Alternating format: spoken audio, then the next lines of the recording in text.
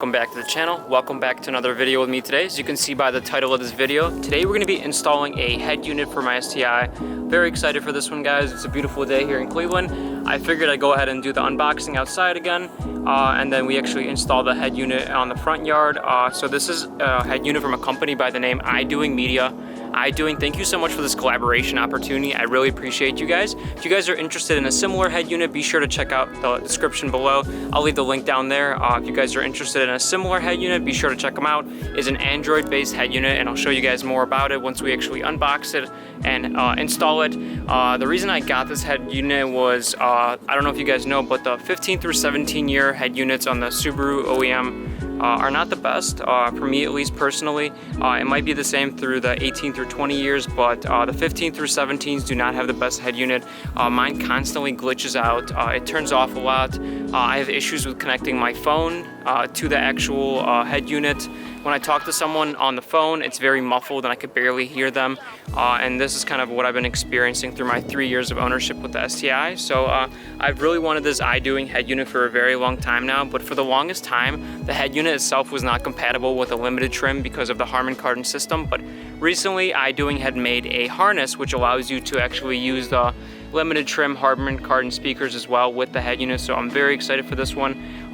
Thank you so much for watching this video again, and I'm gonna go ahead and unbox the actual head unit, and then we'll go to the front yard and we'll actually install it on the car. I've wanted the Idoing head unit for a very long time now.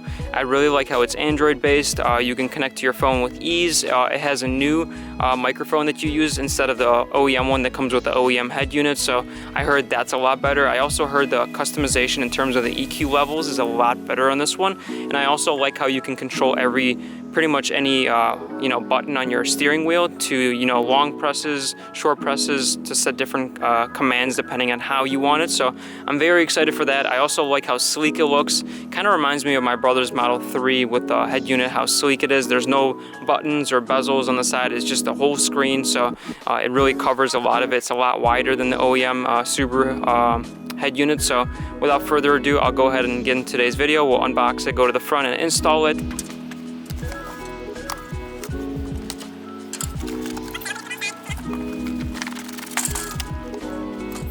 Box, very nice box. I say that in like every video that I make with any collaboration or any unboxing video about how well this is packaged, which is very important to me considering you spend a lot of money on these. Warranty card. All Idoing items are tested to ensure working properly before shipping and coming with a 24 manufacturer warranty. So it does come with a 2-year warranty, which is really nice in case you have any issues with your head unit.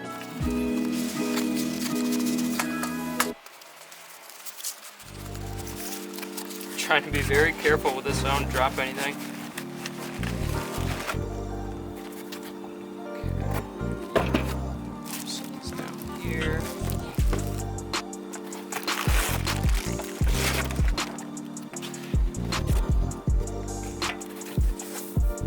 I like how the buttons are a lot slimmer, and it pretty much covers the whole surface area with the screen itself, so it looks a lot wider, a lot bigger, and it is for sure a lot bigger than the OEM head unit. And I like how the fit is. The fitment I heard is really good, and it's once you get it in, it really sits perfectly. It looks like it's OEM plus, so I'm really excited for that. I do know that once we get the OEM head unit off, I'm going to go ahead and have to take off these buttons and the AC climate control units and put them from the OEM head unit over to this one. So that's going to be a fun process. And yeah, so I'm really excited for that.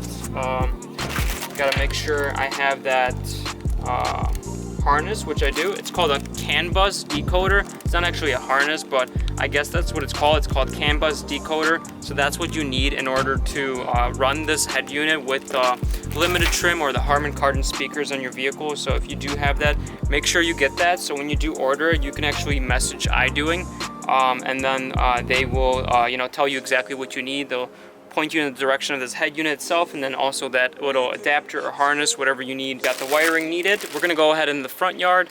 We'll go ahead and remove the OEM head unit, move all the components to the new one, and install the new head unit. Front yard, got the head unit, got all the pieces. From my understanding, first things first, I did some research. Need a 10mm extension as well. We are going to need to break loose a 10mm that is on this side, down here. And then my understanding is that we are also going to need to break loose another 10mm, which is on this side. And then in order to get to this one, you have to take off the glove department. So we'll start there, take the glove department off.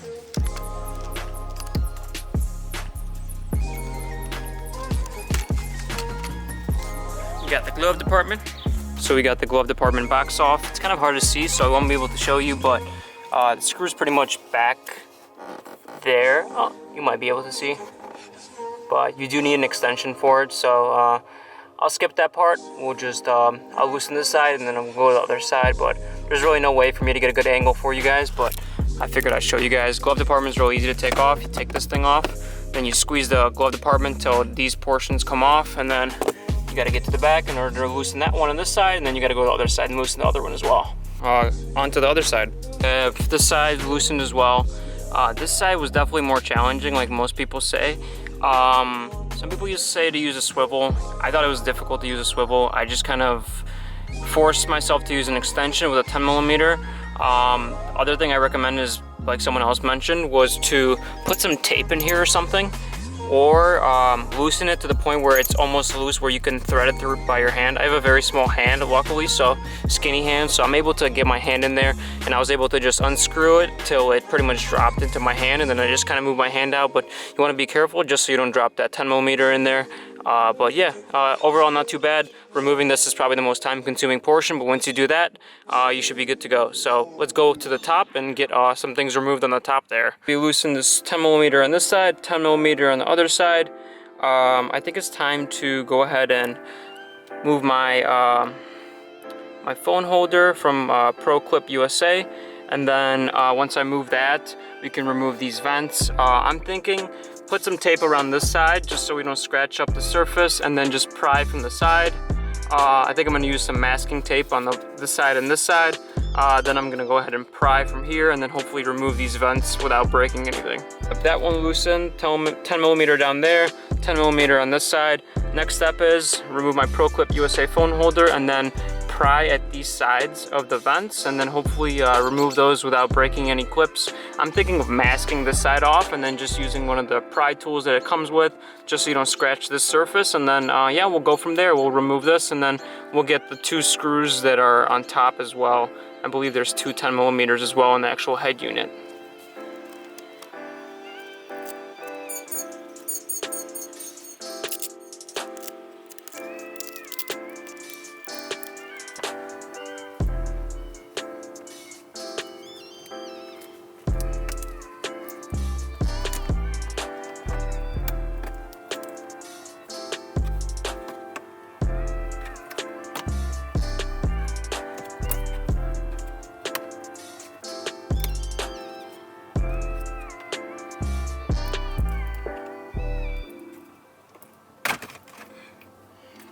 Alright, so yeah, that was pretty easy.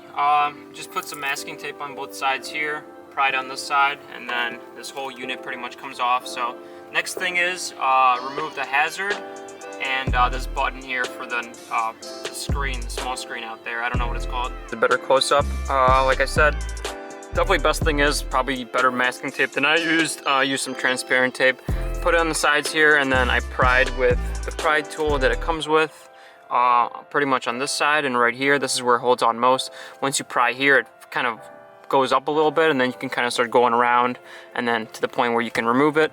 Once you remove that, obviously the next thing will be to remove the hazards and this. These two are going to be reusing the components, so we're going to have to take those out and put them into the other ones. So yeah, we're going to go ahead and remove those first. And then once we remove the connecting pieces here, we can just remove this whole unit, and then we can start working on the actual head unit itself as well. So I have the top vents off. Pretty much once I pulled it off, I just kind of tilted it this way without scratching any pieces on the side.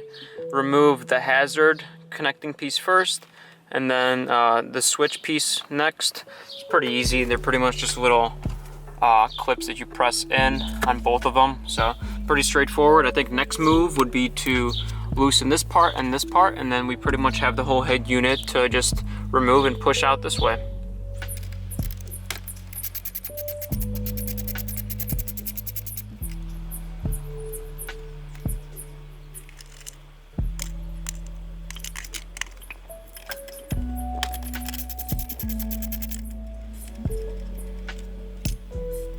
step is to pretty much pry this whole unit off, and then once we get the whole unit pushed out this way, transfer all those climate control knobs over to the new unit along with the vents, and then pop in all the wiring for the new head unit, and transfer over all those components from the climate control knobs to the vents up top, and then yeah, we can go ahead and put the new head unit in. Where like it seems like it's stuck in there, so what I did was I used a pry tool right here on this corner, and then a pry tool on this corner, and actually it came right out. So we got that out. I think next step is to just start pushing it this way, and while we're pushing it out this way, just start disconnecting some of the wires and just making sure we know which wire goes to what. And then once we disconnect that, I think I'm gonna take some pictures just to be safe in case I need to reconnect it again. But other than that, I'm pretty happy with the install so far, not too bad.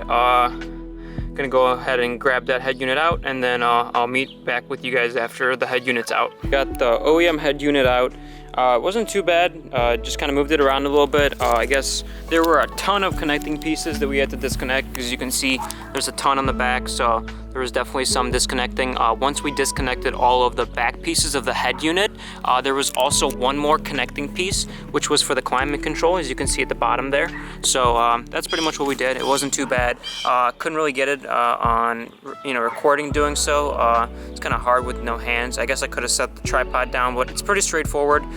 You just pretty much have to wiggle it around a little bit till it becomes loose. Once it becomes loose, you move it just a little without tugging on the wires, and then start disconnecting connecting pieces. They're pretty straightforward to disconnect. They're all push down, pull pretty much, so it's pretty straightforward. And ton of disconnecting pieces. Also, the one thing you have to do is make sure sorry about my dog, you have to remove this part because it's stuck onto the top of the OEM head unit, the climate control connecting pieces. So make sure you remove those from the head unit before you pull it, just so you don't ruin these wires. So remove those two connecting pieces for the vents. Then there's a ton of spaghetti-o wires right here, and then once you get those off, you grab the climate control one, and then you're good to go. So we got the OEM head unit out, and now it's time to transfer everything over from the climate control buttons to the vents to the new head unit. And then once we get those two transferred over, so you can see these climate control knobs from here over to this one, along with the top vents, we'll be good to go. We removed the brackets on the side of the head unit because they were kind of in the way when we were removing the climate control knobs, but once we got those brackets off, it was a lot easier to get this off. So now we have that off, and we'll go ahead and transfer that over to the new head unit. We removed the climate control knobs from the OEM head unit, and we put them on the Idoing head unit. So next step is going to be to do the hazard button and the navigation button screen, and then also the two vents. We have the climate control back on, we have the vents up there back on, hazards back on, along with the switch for the front screen. Now it's pretty much time to just figure out what all these wires mean. It'd be easier to do it in the backyard versus kneeling on the grass. We went ahead and moved all the components along with the AC control knobs, and then also the vents and the hazard button and the switch for the screen up top to the new head unit, the Idoing head unit. So now we just have to look at all the wiring and get that plugged in, and then get it back in the car. All the wires plugged in. Now it's time to just pretty much bring it to the actual car, and then connect them on the other end. So it was a fun experience looking through all these wires. The instructions weren't the best, but yeah, let's go over to the car and get this installed. Alright, as you guys can see, it's the next morning. So we did go ahead and install it. Very straightforward install. We had run into one issue, which was there's two 5-pin connecting pieces, and I put the rear view camera in the wrong one, which caused an error, and it wouldn't load up the rear view camera when I went into reverse. But the guys at Idoing were very helpful, very responsive. Thank you so much for your help, guys. I really appreciate it. They pointed me, through my error. They took some pictures for them, they took some pictures for me, and we kind of went back and forth till we came to a resolution. But overall, very happy with it. Very responsive head unit. I love how it's got YouTube, Waze, Edge, Chrome, anything that I need, calendar, calculator if I needed, time. It's very big. It's much bigger than the OEM one, which I'm really happy with. It's not glitchy. It connects to my Bluetooth instantly. I'm really happy with it, and I'm really excited to use it. I'm actually excited and motivated to use my head unit in my car, so I think that is really awesome. I'm gonna go ahead and put the glove department back on, and then, as well as the panels down here, and then we should be good to go in terms of the head unit. Overall, I'm very happy. If you guys are interested in a similar Idoing head unit, be sure to check out the link in my description below. Yeah, I'm really excited. Thank you so much to Idoing. I really appreciate you guys. So I'm gonna go ahead and end the video here. Thank you so much for watching my install video of my Idoing head unit. I'm very excited to use it. I'm very happy with it overall. Thank you guys for watching. If you can do me a huge favor, like this video, comment below if you have any suggestions for me for future videos. Subscribe to the channel if you're interested in seeing more videos like this. I have another video coming out here soon. I just had another part come in, so I'm gonna go ahead and make more and more videos like this. So if you guys enjoyed the videos, be sure to like this video, comment below if you have any suggestions for me for future videos. Subscribe to the channel, it would mean a lot to me. Thank you guys so much for watching, and I'll see you guys in the next one.